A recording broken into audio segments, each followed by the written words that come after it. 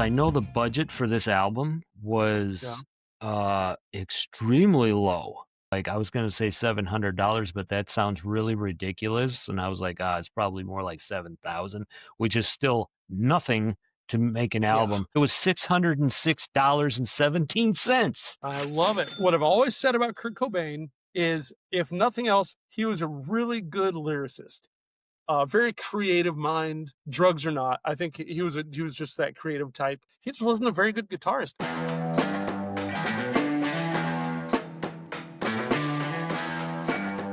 Hey kids, welcome back. It's another episode of the Full Album Challenge. And this week was tough. What did we do this week? Oh man. Okay, so we had Nirvana. Bleach. Nirvana, Bleach. You challenged me with Nirvana, Bleach. So I think I better go first on that one since you challenged me. Yeah. I took some notes on it. Go ahead. It was dicey, but I succeeded. I got through it. And I didn't think I was going to, man, because I didn't even I shouldn't say. I was not as impressed with Nirvana, Nevermind, as everybody else was. I think you and I hit on the last time, too. I didn't think it was great. I think from the first time I heard Smells Like Teen Spirit, I instantly knew that the drummer was the best musician in the band. And it doesn't mean he was a great drummer, but he's modest about it. I've heard him in other interviews. I stole all those riffs from other guys, from old 70s, funk guys. Yeah, I know. We all do that with guitar, bass, or drums, or vocals, whatever. But Kurt Cobain is not a good guitarist. He's just not. And he was, and I'm saying that after listening to Nevermind, their huge hit that made them globally famous. On Bleach, that was before Nevermind. He was fucking terrible on Bleach. Terrible on Bleach. But what I've always said about Kurt Cobain is, if nothing else, he was a really good lyricist. And it doesn't mean that everyone liked his style, but he almost always had, and that could be said for anyone who's writes songs, but he was a really good lyricist, very creative mind, drugs or not. I think he was just that creative type. When it came to lyrics, he just wasn't a very good guitarist. And in Bleach, it was a lot of fucking noise, man. Honestly, when he soloed, I thought, somebody get me the Violent Femmes on the phone, please. Can somebody get Pavement in here, please? I need a better guitarist to do this ripping solo. Just don't cut 30 seconds out of the song. And it's funny because some of the solos that they left that they had in the songs, a lot of times, if you're a good guitarist, you'll want a full minute. You want 20 bars or more, or at least 16 bars to get your solo. And really, it was 4 bars. Yeah, I was gonna say 2 bars of Mary Had a Little Lamb or some shit. Yeah. Oh God. Yeah, some of them were really, I don't know. I don't want to. I was expecting the album to be mostly just gratuitous noise, because a lot of amateur musicians will try to hide their lack of skill with just excess noise. They'll let the guitar feedback longer because I don't know what to play, and they'll just let it fucking howl for another 3 seconds. Oh, I did it on purpose. It's so cool. No, it's really not cool, man. It's just ear splitting. But some of the songs were all right. Some of them were okay. So this came out before Nevermind, and Nevermind was one that made him globally famous. And I think you might fit into this too, because there's so many hit-making factories out there in bands and individuals. Taylor Swift, Drake, Diddy back in the day. Mm-hmm. Don't even start on that. Nirvana. How these record execs can hear Shania Twain and go, she's going to be a star. That music is going to sell 1 million copies. When to me it sounds so vanilla and plain and nothing impressive about it. And then I'll hear a guy like Jeff Healey and go, fucking hey, who is this guy? And nobody else knows who he is forever. But how executives can hear these guys and go, you guys are going to be big someday. And I know it from listening to this shitty album called Bleach. I don't get it, man. But they're right. They're fucking right, and I'm wrong. I don't know. I don't know if you have a take on that too, because I know you've seen the same thing. Oh yeah, it was. Well, this is what started the grunge scene, and grunge is the most appropriate word for that scene. And there's bands like Sonic Youth that I absolutely cannot stand. And you're right, they will make a bunch of fucking noise and call it art. And it's like modern art. It sucks. Like there's no talent. It's like putting a red stripe on a canvas, and because it's my Yeah. name, that I did it, I can sell it for $500,000 because I'm a modern artist or whatever. But this was definitely kicking dirt onto the corporate MTV hair metal stuff. It was just Yeah. like these guys were just like, we just want to be measurable. So, we're just gonna fucking do that. Everything's gonna be Yeah. like, We don't want your money unless you're going to pay us. Yeah. We'll take the yeah. money if you're going to pay us. We don't want it. But then I'm Yeah. gonna turn around and whine about it all the time, But it's like this album was interesting. I picked it because when Nirvana was the thing and they were going, I was aware of it, and I remember hearing it in somebody's car, Bleach, and was just like, fuck this, turn this off. And this was a long time ago. This was, early 90s. So it was Yeah. just like, I didn't quite understand. I didn't have the whole worldview that has happened since I've gained wisdom. Yeah. But Well, that whole worldview hadn't formed yet. Grunge had just started. We had no idea what we were up against. right. And it was just the bastard son of punk. And That's a good way to and put it. none of yeah, it's punk music, but just a lot noisier and a little more atmospheric and Yeah. A little slowed down, a little and more, depressed. You yeah, know, a little more lyrical. I recognized About a Girl because Hmm. that's on the Unplugged MTV thing. Yeah. Yeah. So I was like, oh, there's one song that I actually know, but I think I knew Negative Creep too. Mhm. I'm a negative creep. I'm a negative creep. Blah blah blah, and I'm stoned. Yeah. Um, Yeah. That's I thought was so unclever and but that's it too. Not to interrupt you, but that's what I listen to that and go, that's so stupid. Like you're blatantly just pandering to the stoner crowd. But then record executives here like go, we can pander to the stoner crowd. We can pander to the stoner crowd, baby. They'll give us all their money. Oh, Oh, everybody's keep the wearing records. flannel shirts now. They put down the fucking hairspray and the leather vest, and now they're just wearing flannels and beanies. So, and complaining about their barista. And okay, so I'm gonna give a big shout out right now for all you Nirvana people, and especially you, Krist Novolecek. This is about you, buddy. Root Oh Note boy. Wizard. Cue the Uh, applause because he is a root note wizard. There was nothing about the bass that did nailed the root notes. anything. It was pure root notes. I was like, wow, this is astonishingly like simple. Like fucking holy shit. So Wow. simple. Yeah, it's so simple. It's so simple. And yeah, so our t-shirt Watch is me, faggots. we've got to point them out. So we got Gene Simmons, and we also have Krist Novolecek, who's even better root note wizard than Gene Simmons. You know Holy what shit. too is in this album, man. Kurt Cobain is not far off from being a root note wizard with a fucking guitar. Right. Like he didn't do anything. Like About a Girl, E minor to G, E minor to G, E minor, and then an A, and then I forget what it is. But God, that's what I got out of this album too. This sounded like a beginning, and I'm really trying not to bag on Kurt Cobain too much because I appreciate what he did. I get it. Like I get why people love him. I get why people love the band Nirvana. I do get it. And this album helped me understand it, ironically, even though it wasn't great. Okay, yeah, Chris, come over. Dave, come over. We'll record real quick. And that's to me what this sounded like. Although it did have a little more nuance because it was actually in the studio and all that. But it's the music, the way the actual music was written and played, it just sounded like a beginning guitarist, a beginning bassist, and a good drummer was along for the ride. Said, "Yeah, I'll play with you guys. Go ahead." And they just This recorded the only thing they knew to record, the only thing they knew how to play. I'm gonna Google this right now on my Googly because I know the budget for this album Yeah, was extremely low.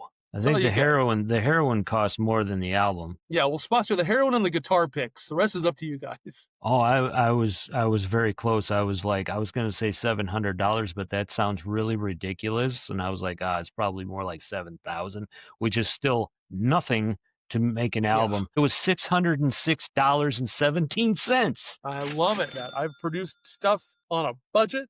I produced a short film for like less than $1,000. I've produced my own album for whatever it cost me to buy the equipment, which was nothing, pretty much. Yeah, So yeah, props to them, man, for walking into a studio and like one take wonders, I guess, when it's that simple, you know. I don't want to say it was yes. that simple because there was some nuance to some of the songs where it would take some rehearsal. I get it. Like I don't, like I said, I don't want to diss Nirvana too much because I get it. This album actually helped me see more why people like them than Well, just Nevermind. and I wanted to do this, and shout out to my son, Monkey. He is he has become a Nirvana aficionado, and I was just Mm. like, why? Why of all the fucking thing? I hate grunge music a lot. Um, you know, why are you digging that up? Couldn't you go to the 80s? No, No, it was Nirvana, but he had a existential vision, and Kurt Cobain was part of it, and yeah. so he's really into Nirvana. So I was just like, well, It's probably the same reason why you and I, when we were in high school and junior college and whatever, rejected hair metal band and went back and listened to Jimi Hendrix and Led Zeppelin and Black Sabbath and that kind of stuff. yeah, That's because the music because I couldn't get into all the hair metal stuff. I could not. I knew what hard rock was supposed to be and what it sounded like in the early '80s and before. And then when they were trying to, the executives, trying to tell me that Poison and Bon Jovi are hard rock. Are you fucking kidding me? right. Unskinny Bop? Fuck you. Don't ever play that again. I'll kill you. I'll kill you. Don't ever play Lady of Spain again. Don't ever play Lady of Spain again! Yeah, exactly. So, but maybe that's why. And why you picked Nirvana of all the bands, I don't know. I think I said last time there were a lot better grunge bands that came out of the grunge era than Nirvana. But Nirvana they started it. They were more iconic, And I I don't don't want to cheapen it by saying, it's kind of because Kurt Cobain killed himself, made himself a martyr. I think it's a cheap shot, to be honest. But for Bleach itself, I could absolutely hear the influence of the Melvins on it. It was mm-hmm. just very just chunky and heavy, whereas Nevermind had a lot more musical variety with the songs. This one was pretty much straight the same, pretty much the same vibe throughout the whole thing. It Yeah, wasn't yeah, like, Come As You Are compared to Territorial Pissings right, on right, Nevermind, which were right. completely different songs. This one was all kind of the same. Yeah, It was just I got that too. Like, I was kind of surprised at how many like really heavy riffs there were, and it made me wonder: is that only because they didn't know how to play anything else, and they were trying to make it sound more powerful? But I mean, it was okay. But yeah, you're right. There were a lot of. I thought of that too. The not just the Melvins, but that was one of the bands I thought of too. Is it sounds kind of Melvins-ish because it's kind of noise mixed in with heaviness. yeah. It's not as clean sounding as the Melvins, which is ironic to say, but Yeah. the one song I thought was pretty funny was Swap Meet. It's Yeah. just about a guy and a girl that all they do is they go around to swap meets and they're in love and they sell their trinkets. And then at the end, he kind of said something like, "Oh, they're not as in love as they," or he said something that alluded to, "Oh, they don't love each other as much as you thought they did." I thought it was just like they did it for the love, did it for love, and that was it. But now at the end, it's like I forget what the lyric was, but it was like, "Oh, that's kind of a dark twist at the end." But I just picture these two like wannabe hippies from the '90s, that go around to Grateful Dead shows and sell their shit on the side, and twirl around with their patchouli stink and their their fucking sage torches and Yep. that kind of shit. Yeah, and that's another good point of the pop culture at the time was the second wave of hippies in the Yeah, 90s yeah, and the second wave of LSD that came around at that time. This was all impactful stuff. And yeah, yeah, the grunge mixed the hippies with the punks because that's what the music was. It was like very liberal, very left leaning, and I guess punk was always like that. But you could have yeah, really hard right stuff in punk too. But generally it was just like yeah, we just want to rebel against all this pompous shit which I get, because yeah, Poison, Unskinny fucking Ugh. Bop, and all that dumbass shit that they were churning out, rocking like Dawkins the whole time. And these kids were pissed off, and they're from Seattle, so it's just depressing anyway. So they were like, Yeah. yeah, let's just mix all this shit together and just like just make a bunch of noise, like Sonic Youth. If you want to listen to some bullshit, put on them, and they were part and parcel with this whole movement of grunge. Yeah. Was just like, yeah, there's a lot of noise in it and stuff like that. Strangely enough, my favorite Nirvana album was In Utero, Mhm. and that was the one that Kurt Cobain set out to piss everybody off with, but he didn't. It was actually a fucking masterpiece, and I think that just kind of pushed him over the edge too, because I get it, they get mad because their radio hit is not the best one. Obviously, on Right. Nevermind, Always the Smells Like case. Yeah. Teen Spirit is not the best song. Right. Like, there are far better songs on there, but that was the one that got onto MTV and it made them blow up overnight. And, and then they just got sick of playing it live. So they would do a really bad job of that song every time they were supposed to play it live. Like Faith No More with Epic. I've seen them fuck that song up deliberately so many times because they're just like, we hate that song, and that's the one everybody loves and everybody's always cheering for, and fuck you. Yeah. And I get that too, it's just like, I always did like Kurt Cobain as a person. From what I saw, he's very mild mannered and not really, like a complete dickhead like Dave Mustaine is and I was talking to my son about this, and he was just like, yeah, Dad, you're right, Dave Mustaine is kind of a dick. And I was like, oh yeah, what's the example? And he said, yeah, he was asked about what he thought about Kurt Cobain, and he didn't even think, he just goes, well, he was a good shot. Yeah, that's him. That's dumb. Yeah, that's fucking stupid. So yeah, show a little respect, man. Show a little bit of respect. I know. Yeah, Just but he never will. It's just him. That ship has sailed.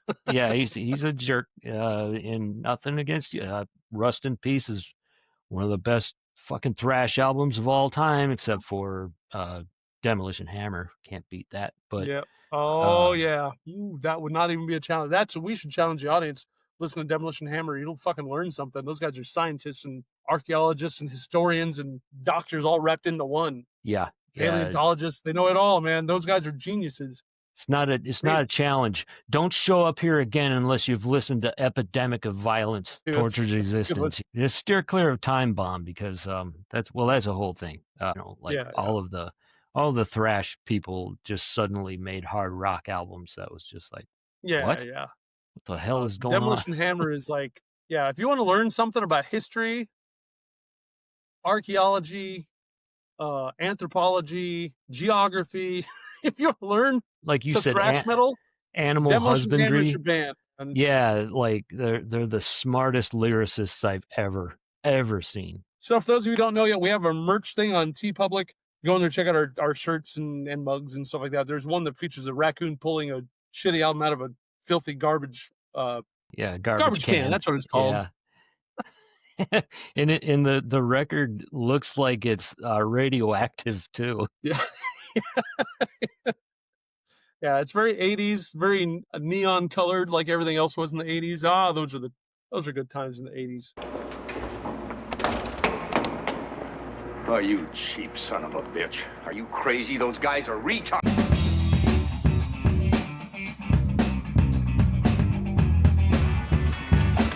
Are you guys brothers?